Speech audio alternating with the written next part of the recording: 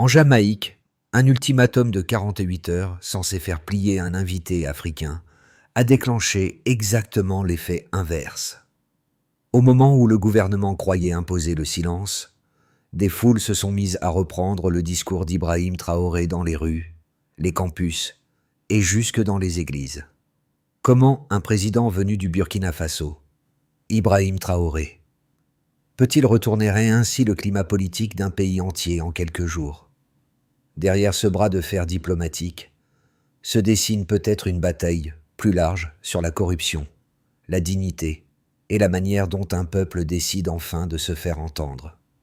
Ce récit promet d'expliquer non seulement comment un simple discours a fracturé l'équilibre politique jamaïcain, mais surtout pourquoi cette rupture révèle quelque chose de plus profond sur la manière dont un peuple répond à la corruption lorsqu'elle devient trop visible.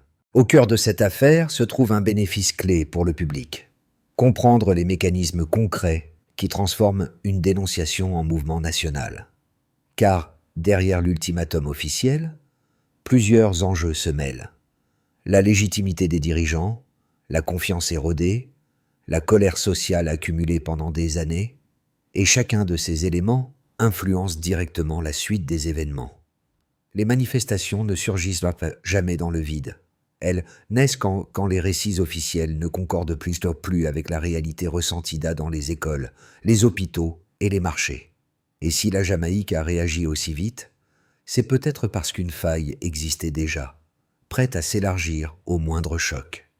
La révélation la plus frappante, c'est que l'étincelle n'est pas venue d'une action gouvernementale, mais d'une vide politique que personne ne contrôlait vraiment. Et ce vide est devenu visible dès la première heure.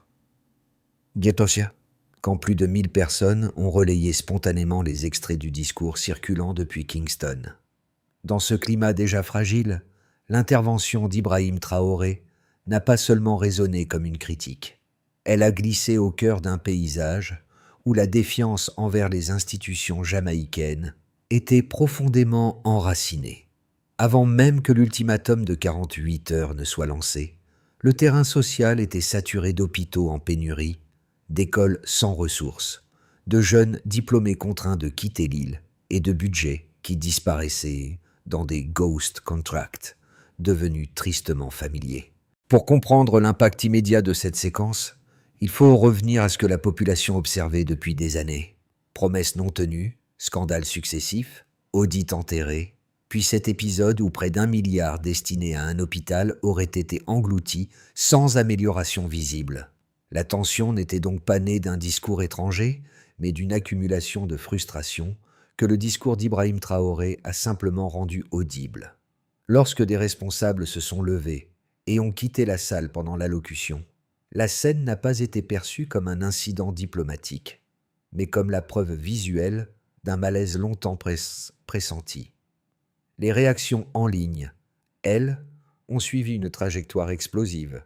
Messages viraux, captures diffusées de marché en marché, puis vidéos reproduites sur les radios locales. Ce que les premiers partages démontrent, c'est qu'une phrase peut devenir un catalyseur quand elle franchit la limite entre critique et reconnaissance.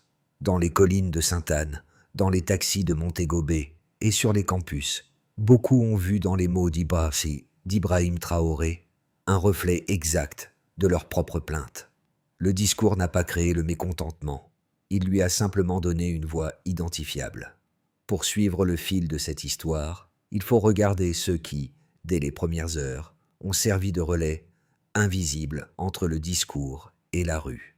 Parmi eux, des étudiants de l'Université des West Indies, habitués à décortiquer la vie publique, ont pris le rôle de guides spontanés. En quelques heures, ils ont organisé des cercles de discussion improvisés, partagé des extraits du discours, puis structuré les premières réactions autour de questions simples.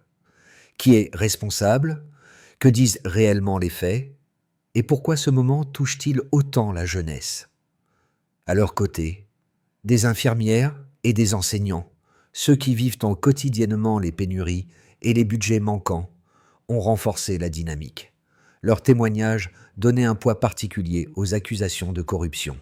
Ce n'étaient plus des chiffres abstraits, mais des réalités ancrées dans des salles de classe trop pleines et dans des services de santé dépourvus de matériel. Ces voix, autrefois isolées, se sont amplifiées lorsque les premiers rassemblements ont émergé autour d'Emancipation Park. Le rôle de ces personnages passerelles est central. Ils ont transformé une indignation diffuse en une compréhension partagée. Les vidéos de marché, les commentaires de chauffeurs de taxi, les sermons de membres du clergé, chacun de ces éléments a contribué à structurer un récit collectif où la critique institutionnelle trouvait enfin un écho cohérent.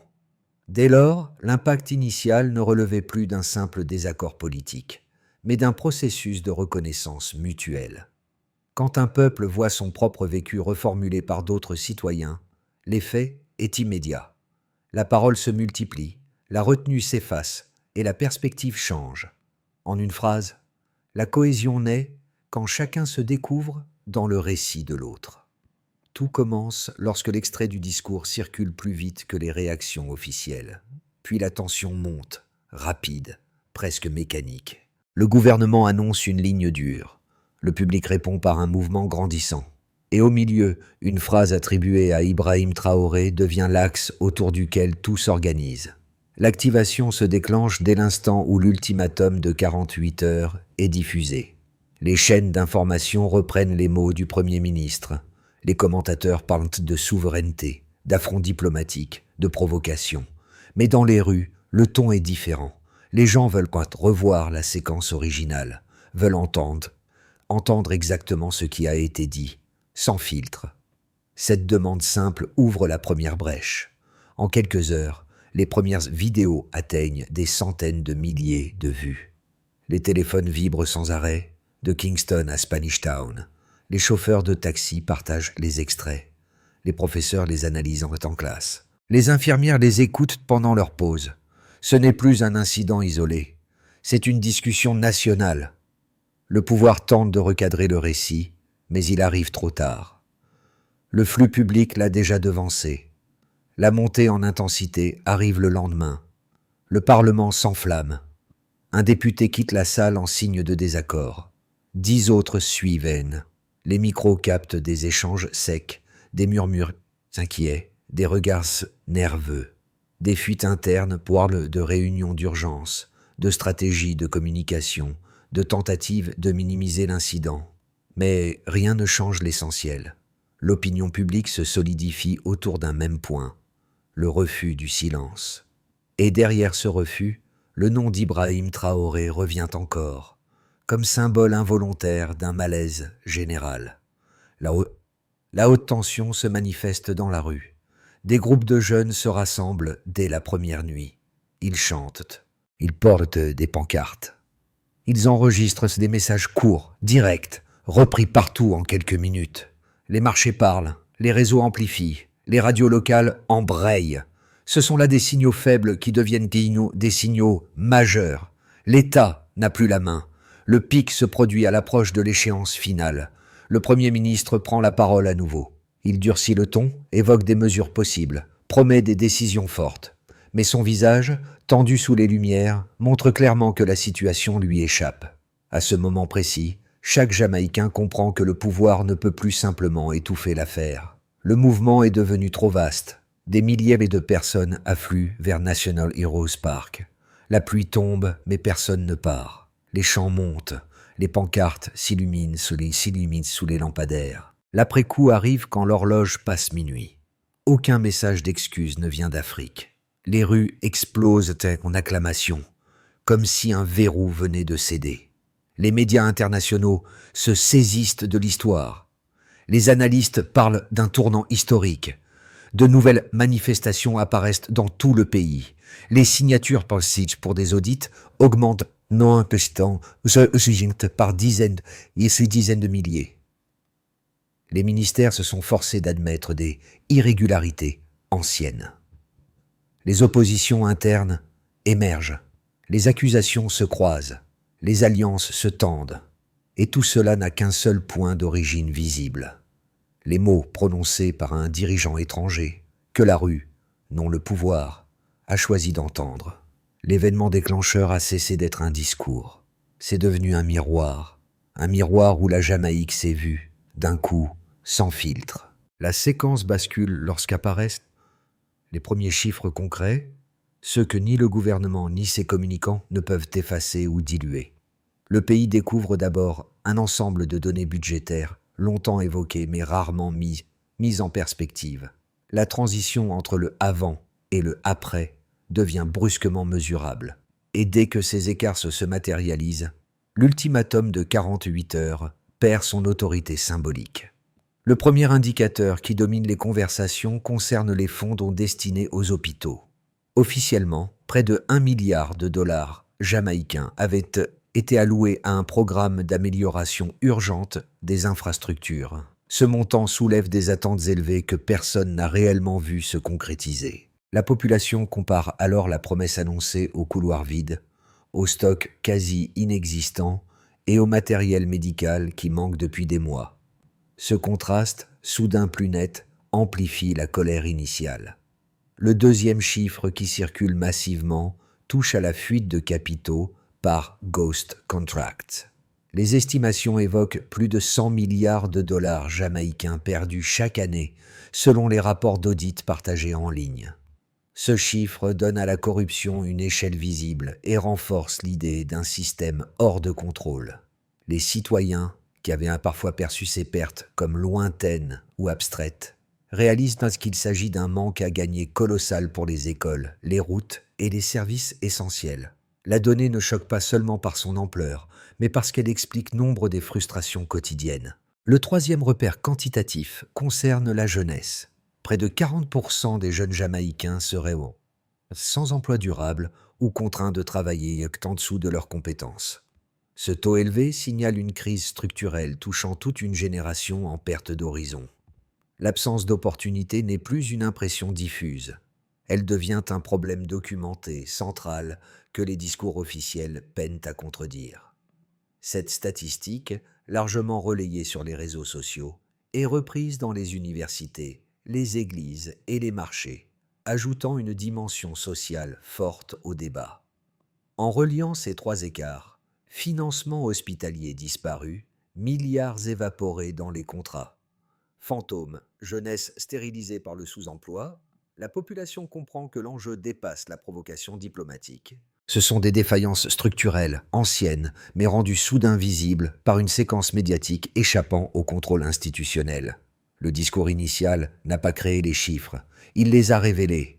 Et ces révélations, soutenues par des données désormais publiques, deviennent la colonne vertébrale du mouvement. Les citoyens adoptent alors une lecture nouvelle de ce qui se déroule. Chaque manifestation semble répondre non pas aux paroles d'un dirigeant étranger, mais aux chiffres eux-mêmes. Les pancartes reprennent les montants manquants, les pourcentages oubliés, les écarts non expliqués. Les rassemblements se structurent autour d'une exigence simple: voir les nombres alignés aux réalités promises.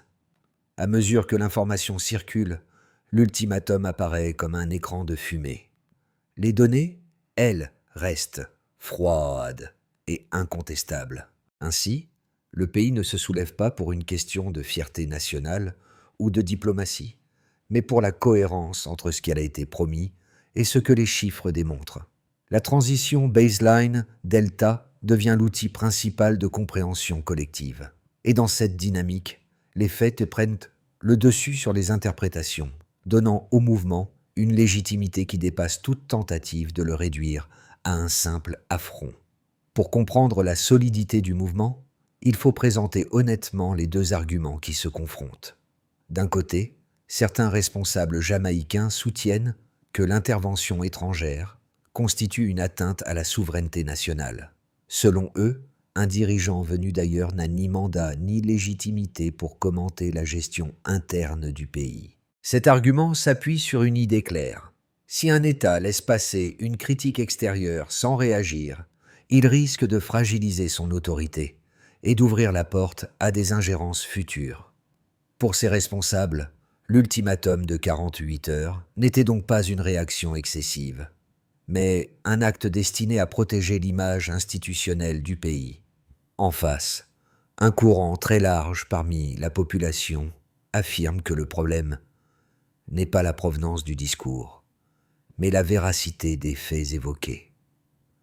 les pénuries dans les hôpitaux, les écoles dégradées, les budgets disparus et le sous-emploi massif des jeunes ne sont pas des inventions importées. Ce sont des réalités vécues chaque jour. Dans cette perspective, peu importe que la critique vienne de l'intérieur ou de l'extérieur, ce qui compte, c'est qu'elle mette en lumière un malaise que les Jamaïcains dénoncent depuis longtemps. Pour eux, le gouvernement aurait dû répondre avec des preuves, des audits, des explications, plutôt qu'avec un ultimatum perçu comme une tentative de diversion. Cette confrontation crée un débat légitime. Comment un pays doit-il réagir lorsqu'une voix extérieure reprend exactement ce que la société civile réclame depuis des années? L'argument le plus solide du mouvement populaire repose sur un point simple. La critique étrangère n'a eu d'impact que parce qu'elle reprenait des faits largement documentés dans les rapports publics. Ce n'est pas elle qui a inventé les scandales, elle n'a fait que les rendre visibles à grande échelle. Ainsi, une tension apparaît. Défendre la souveraineté ou affronter les réalités. Les deux positions peuvent être comprises, mais l'une d'elles se heurte à la cohérence interne. Dès lors que les données sur les budgets manquants, les contrats fantômes et le chômage sont accessibles publiquement, l'argument de l'ingérence perd de sa force. Le débat cesse d'être diplomatique pour devenir sociopolitique. Un tournant silencieux s'est formé. Au milieu de l'affrontement symbolique entre l'ultimatum et la rue, un élément inattendu apparaît. La manière dont la population s'approprie le discours transforme l'incident initial en moteur collectif. Ce n'est plus seulement une réaction à une prise de parole, c'est un renversement où les citoyens créent leur propre récit, indépendant des messages institutionnels. Lorsque les rassemblements dépassent le simple soutien moral pour devenir des espaces de coordination, l'impact bascule. Des comités spontanés se forment dans les universités, les églises et les quartiers. On y analyse les extraits, on y décortique les chiffres, on y échange des témoignages de terrain. Et dans chacun de ces cercles, le nom d'Ibrahim Traoré circule non comme une figure d'autorité extérieure, mais comme un déclencheur d'une conversation longtemps évitée. La révélation du midpoint tient alors dans cette question nouvelle. Si la population parvient à structurer un mouvement cohérent, sans directive, que dit cela de la fragilité réelle du pouvoir politique? Les institutions réagissent encore, mais pour la première fois, elles réagissent en décalage. La rue produit le rythme, et l'État tente de suivre. Les conséquences de cette séquence ne se limitent pas aux émotions du moment. Elles redessinent des zones entières de la vie jamaïcaine. Pour comprendre l'ampleur de l'impact, il faut analyser séparément 4 groupes. Les citoyens ordinaires, NN, les travailleurs et professionnels, DN, les structures institutionnelles, ND, et enfin le paysage régional et international, KV. Chacun a absorbé le choc différemment, mais tous en portent une trace durable. 1. NN. Pour la population la plus large, l'effet immédiat a été une prise de conscience accélérée. Des individus qui, jusque-là, vivaient les pénuries, les routes dégradées ou les hausses de prix comme des fatalités, ont soudain relié ces problèmes à un système plus vaste d'irrégularités. Le discours, puis la réaction du gouvernement ont servi de révélateurs. Dans les marchés, les conversations changent de nature. On parle chiffres, audit, budget, responsabilité. Le nom d'Ibrahim Traoré circule souvent comme symbole d'une franchise que beaucoup attendaient de leurs propres dirigeants. 2. DN. Pour les infirmières, les enseignants, les chauffeurs, les petits commerçants, les effets se sont encore plus concrets. Leurs témoignages alimentent désormais les discussions publiques. Ils se sentent légitimés. Ce qu'ils dénonçaient depuis des années devient un sujet national. Les professions en contact direct avec les manques structurels, personnel hospitalier sans matériel, enseignants débordés, agriculteurs sous-payés, voient dans le mouvement une opportunité rare, celle d'imposer une transparence minimale. Le soutien populaire renforce leur voix dans les médias et leurs revendications cessent d'être perçues comme isolées. 3. ND. Le choc est violent dans les institutions. Les débats parlementaires, déjà tendus, explosent sous la pression médiatique. Les fuites internes, les enregistrements, les rapports d'audit discutés publiquement forcent les responsables à réagir différemment. Certaines agences commencent à rouvrir des dossiers anciens pour éviter d'être accusées de complicité. Le gouvernement, lui, tente d'ajuster la communication. Conférences de presse plus fréquentes, déclarations plus prudentes, promesses de mesures urgentes. La présence persistante du nom d'Ibrahim Traoré dans les débats rappelle quotidiennement au pouvoir que l'affaire dépasse désormais le cadre diplomatique. 4. KV. À l'échelle régionale, les conséquences sont multiples. Les Caraïbes observent de près l'évolution jamaïcaine, certains gouvernements craignant un effet domino, si leur propre population commence à relier les mêmes problématiques à leur situation interne. Les médias internationaux reprennent l'affaire sous l'angle du « peuple contre l'élite », ce qui accentue encore la pression sur Kingston. Sur le plan africain, l'épisode renforce une forme de solidarité symbolique. Plusieurs médias évoquent les parallèles entre enjeux jamaïcains et africains. Le nom d'Ibrahim Traoré devient un point d'articulation entre ces deux espaces, même involontairement. Au final, les conséquences dépassent tout ce que l'ultimatum de 48 heures aurait pu produire seul. L'incident a déclenché une reconfiguration de la parole publique, une redéfinition de la confiance institutionnelle et une mise en lumière internationale d'un malaise local. La Jamaïque découvre que la vérité, lorsqu'elle trouve un écho, peut peser plus qu'un décret.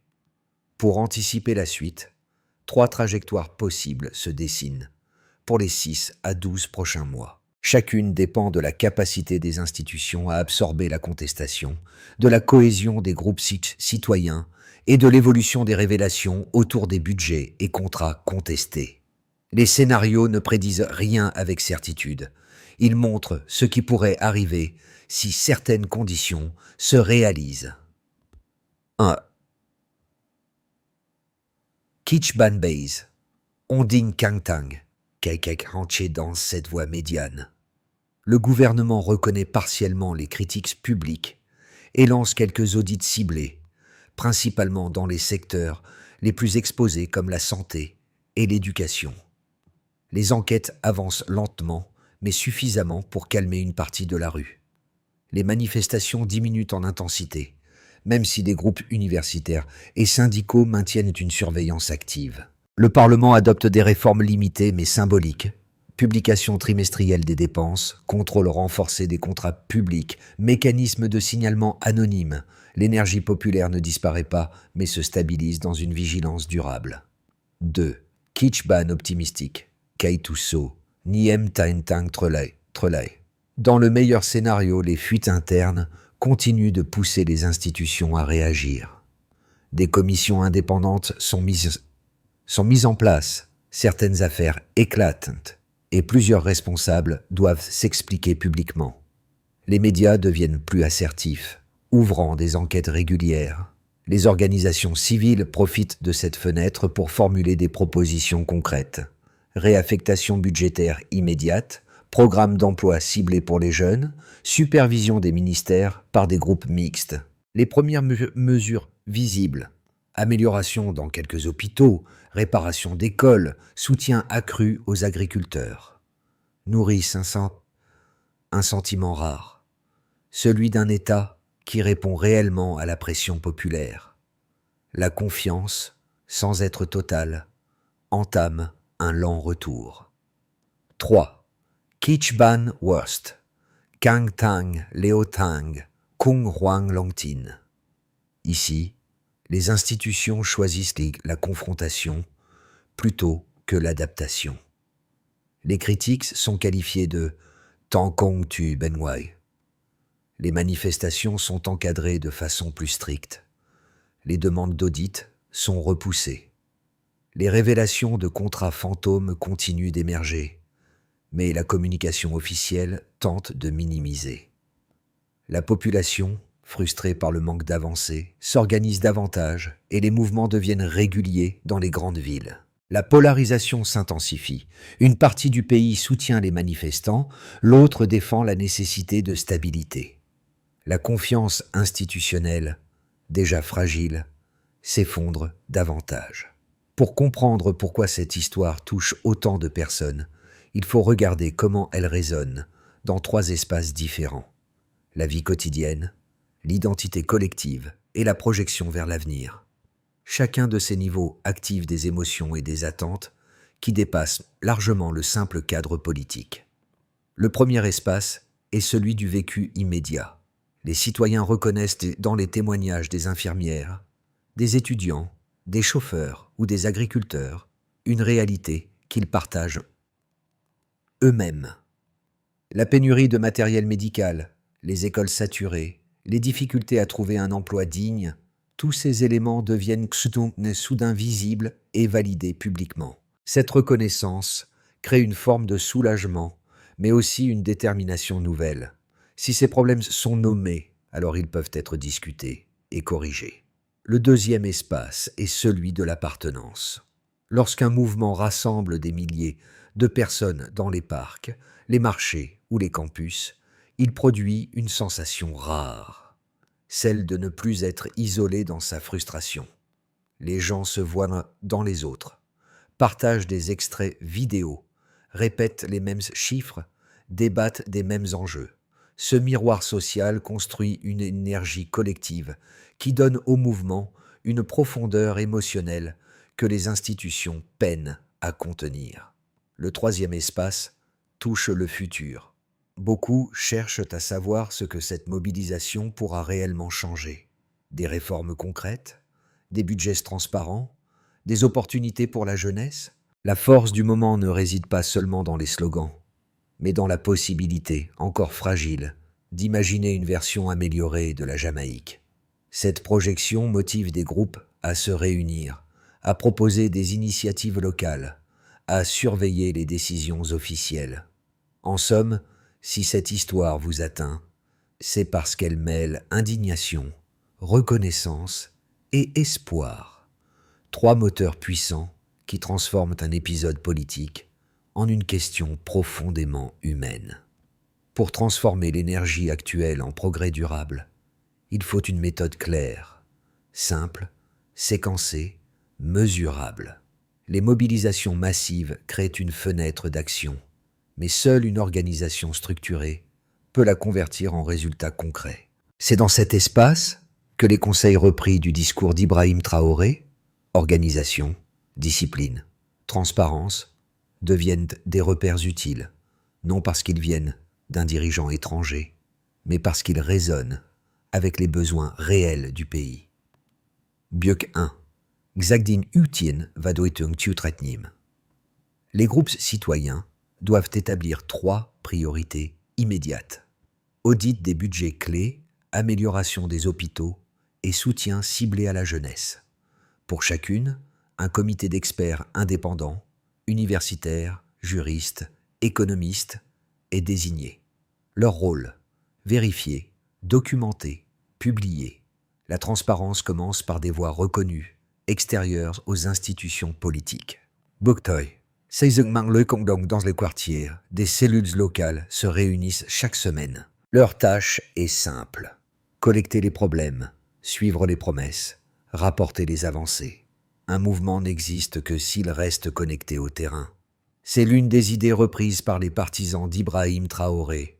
Une population forte repose sur une base active, pas seulement sur des gestes symboliques. Biuk 3. Dura des soit coûté. Kotoyhan. Chaque priorité doit être accompagnée d'un calendrier public. Audits en 60 jours, réparation d'écoles, 10 jours, plan emploi jeunesse en 120 jours. Les délais ne garantissent pas le succès, mais ils empêchent l'enlisement. Les citoyens s'appuient sur ces repères pour évaluer l'action réelle du gouvernement. Biuk 4. Jiamsat va combo quoi. Un tableau public, en ligne et affiché dans les municipalités. Consigne les progrès. Rouge pour les engagements non tenus. Jaune pour les actions en cours. Vert pour les résultats confirmés. Cette méthode réduit les discours vagues. Seul ce qui s'est mesuré existe. Biuk 5. Duitriroabing, tang apluk kokilot, less mobilisation continuen. Mais, de manière coordonnée, pacifique, régulière, pas pour créer le chaos, mais pour rappeler que la pression citoyenne est constante. La légitimité du mouvement dépend de sa rigueur. En bref, une stratégie claire transforme l'indignation en pouvoir réel. Dans la dernière ligne de cette histoire en mouvement, une image revient avec insistance, celle des premiers groupes rassemblés dans les parcs, les marchés, les campus, quand tout semblait encore fragile, mais déjà porteur d'un souffle nouveau.